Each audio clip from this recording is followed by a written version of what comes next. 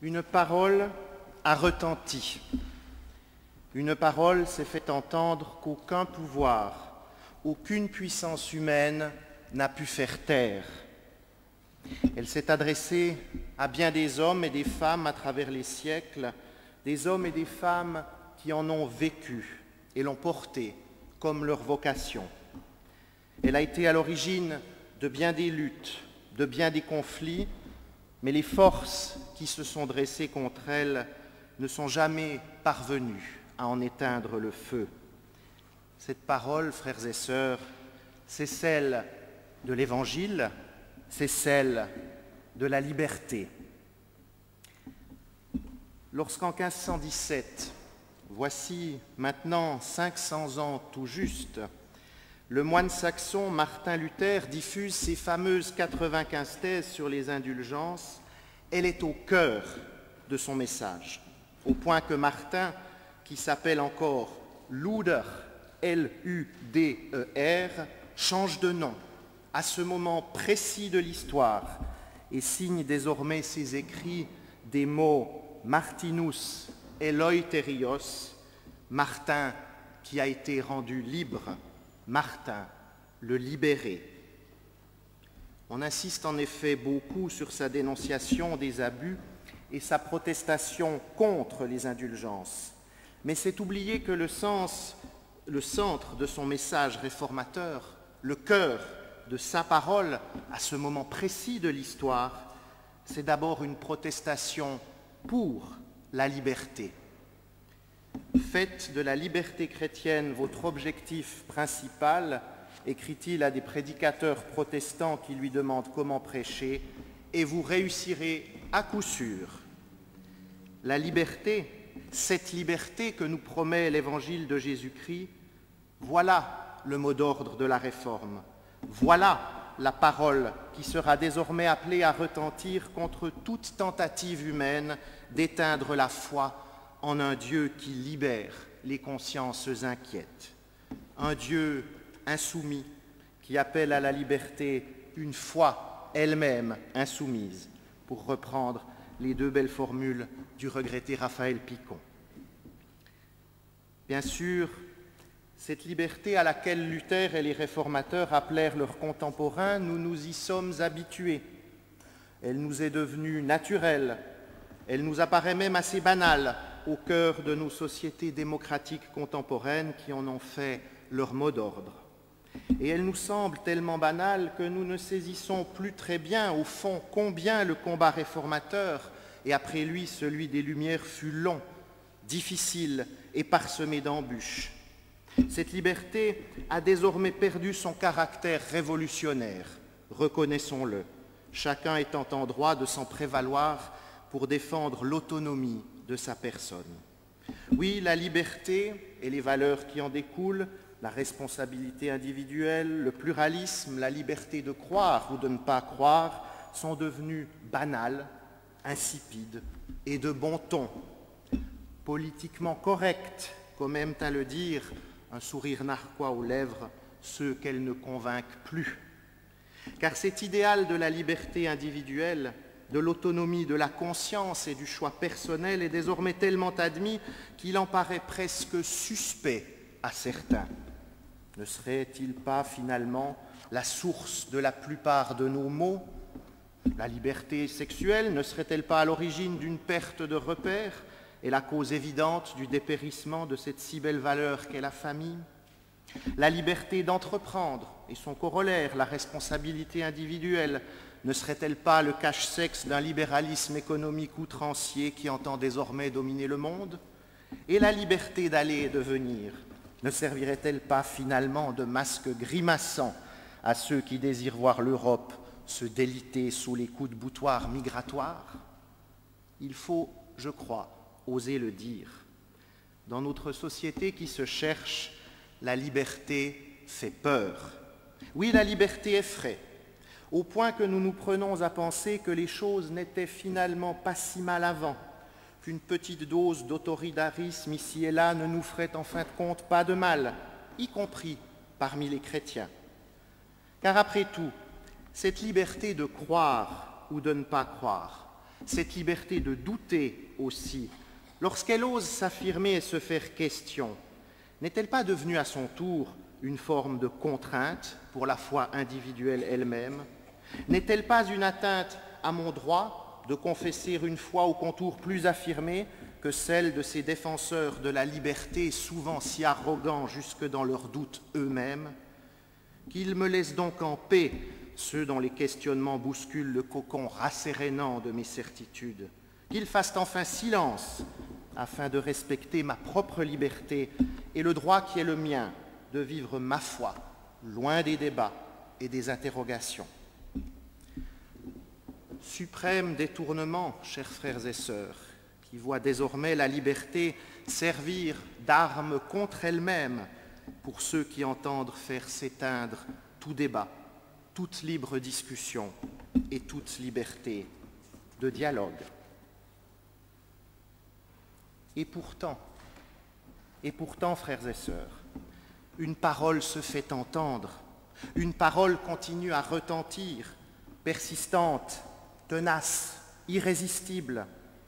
Elle nous est adressée du fond des âges, du cœur même de la Bible. C'est pour la liberté que Christ nous a libérés. Résistez donc et ne vous laissez pas remettre sous le joug de la servitude. C'est ainsi que Paul, en effet, s'adresse aux Galates pour les convaincre de ne pas se laisser soumettre à une nouvelle forme d'esclavage religieux, eux qui, justement, ont été libérés par l'évangile de Jésus-Christ. Pour Paul, en effet, il ne suffit pas de dire qu'il n'y a de liberté que dans l'évangile, mais il faut aussi confesser que cet évangile ne tolère aucune injonction, aucune forme de codicille contraignant, car c'en serait fini, sinon, de son sens profond. Car la grâce, la justification par la foi, la liberté, l'évangile, cela, tout cela, et rien que cela, tient en effet en une seule formule. Il est juste et bon que tu sois devant moi celui que tu es. Vouloir ajouter quelque chose à cela, vouloir compléter cette formule au moyen de telles recommandations ou de telles injonctions, ce serait en effet en dénaturer l'orientation ultime. Il est juste et bon que tu sois devant moi celui que tu es. Avoir la foi, faut-il le redire, ce n'est pas d'abord croire ceci ou cela, mais c'est d'abord accepter de recevoir. Accepter de recevoir ce que la vie, nos origines sociales, culturelles ou familiales nous ont donné, le bon comme le moins bon. C'est accepter d'être là où la vie nous a placés et telle qu'elle nous a fait, avec nos manques, nos faiblesses, nos troubles et nos déchirures. C'est accepter d'être ce que nous sommes, accepter notre identité, accepter de recevoir ce que l'existence nous a légué, mais aussi de regarder cette existence avec confiance. La foi, c'est admettre que notre existence, avec ses fêlures, ses incertitudes, ses doutes, ses blessures, est une vie qui peut trouver sens, pourvu que nous acceptions d'écouter cette parole que Dieu nous adresse en Jésus-Christ. Il est juste et bon que tu sois devant moi, celui que tu es. Ce que nous sommes, ce que la vie a fait et fait continuellement de nous, nous ne pouvons le maîtriser. Nous pouvons certes le déplorer, nous enfermer dans les récriminations sans fin de ceux qui, comme Chateaubriand, considèrent que la vie leur a été infligée. Nous pouvons aussi chercher, dans ces nombreux paradis artificiels que les faiseurs de songes dont notre société est remplie, le moyen d'échapper à la réalité pour nous laisser aller à l'indolente illusion que c'est en consommant, en nous regardant le nombril ou au contraire en nous imposant un carcan moral et doctrinal que nous serons sauvés de nous-mêmes. Mais gare alors aux désillusions, car la réalité est féroce. Mais nous pouvons aussi confesser purement et simplement que nous sommes ce que nous sommes et que cela a de la valeur, bien au-delà de ce que nous pouvons imaginer. Oui, notre existence peut toujours trouver sens en dehors d'elle-même, pour autant que nous entendions la promesse que Dieu, en Jésus-Christ, nous adresse. Il est juste et bon que tu sois devant moi celui que tu es. Admettre cela, admettre que nous sommes ce que nous sommes et que sous le regard de Dieu, ce que nous sommes possède une valeur infinie, c'est justement ce qui nous rend libres. Voilà pourquoi l'Évangile ne peut admettre que l'on y ajoute quoi que ce soit. Libres, nous le sommes parce que précisément, nous nous savons enracinés, inscrits dans une grande aventure qui est celle de la vie et au cœur de laquelle Dieu veut ranimer les promesses éteintes d'une éternité qui nous échappe. Une aventure qui nous détermine, nous impose même d'être ce que nous sommes. Nous n'y pouvons rien, ou si peu. Mais justement, ce que l'Évangile nous dit, c'est d'abord que ce tout petit morceau de l'univers que nous sommes est porteur d'une espérance incommensurable et d'une profondeur d'être sans limite. C'est parce que notre vie repose sur une parole qui nous est adressée, sur une promesse qui nous interpelle, que nous pouvons nous dire libres, car refondés, requalifiés, renouvelés par cette promesse, il est juste et bon que tu sois devant moi celui que tu es.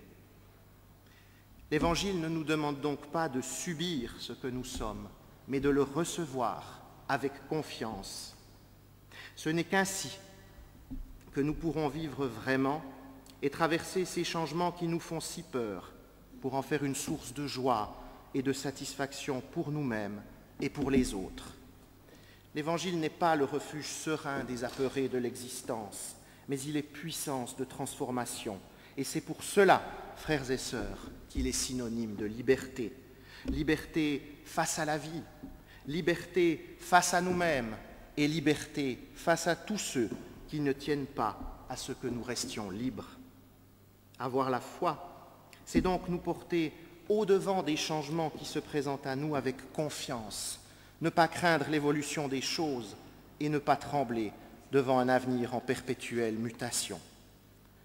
Dans la foi, pour celui qui croit, les changements ne sont pas synonymes de malheur, car celui qui croit se sait précisément enraciné dans une réalité qui le dépasse et le fonde, une réalité ultime que rien ne peut entraver, ébranler ou étouffer. Un rocher. Dans la foi, les changements sont au contraire appelés à devenir à leur tour porteurs d'espérance. Ils nous engagent même à agir avec courage, précisément parce que l'Évangile nous annonce notre libération des contraintes que la société, le monde, les puissances de l'univers voudraient nous imposer. L'Évangile ne nous demande donc pas non plus de renoncer à nous-mêmes par respect pour les autres, car accepter d'être ce que nous sommes n'est pas une entrave à l'amour que nous devons aux autres. Au contraire, c'est précisément parce que je suis vraiment celui que je suis. C'est parce que j'accepte d'être moi-même, sans phare, sans masque, avec mes manques et mes faiblesses, que je peux alors te regarder tel que tu es, les yeux dans les yeux, et te redire cette parole que j'ai entendue, mais qui t'est aussi adressée. Il est juste et bon que tu sois devant moi, celui que tu es. C'est justement parce que je suis libre, parce que j'ai été refondé dans une parole qui me dépasse et me promet que j'ai le droit d'être celui que je suis, que je peux ensuite accepter de recevoir l'autre tel qu'il est, quelles que soient ses convictions, ses projets, ses origines. C'est parce que j'ai accepté d'être libre et de porter cette liberté au-devant des autres que je suis justement à même de devenir témoin de l'Évangile et témoin de la liberté pour les autres.